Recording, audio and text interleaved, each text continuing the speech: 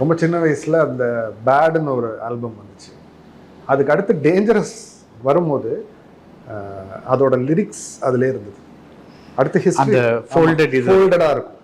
History வரும்போது இன்னும் அழகாக பிரிண்ட் பண்ணி அதுக்குள்ளே அது இருந்துச்சு. இது வந்து எனக்கு அந்த லிரிக்ஸை படிக்கும்போது பார்த்தா ஒரு சிலதெல்லாம் மைக்கேல் ஜாக்சன் எழுதியிருக்காரு. அதோட ஆல்பத்தை அவரே டைரக்டும் பண்ணியிருப்பார், கொரியோகிராஃபியும் அவரே பண்ணியிருப்பார், அவரே பாடியிருப்பார். எப்படி ஒரு மனுஷனால் இவ்வளோ பண்ணியிருக்க முடியும்? ஸோ அப்போ வந்து அவருடைய ஒரு இதாக பார்க்கல, எனக்கு மியூசிக் பிடிக்கும், எனக்கு பாட பிடிக்கும், அப்படி பார்க்கல. அவர் அதை ஒரு ஒரு டோட்டலாக அதை ஒரு ஃபார்மாக பார்த்ததுனால தான் ஒரு மனுஷனால் இவ்வளோ பண்ண முடியுது. நம்ம அந்த மாதிரி இருக்கணும்.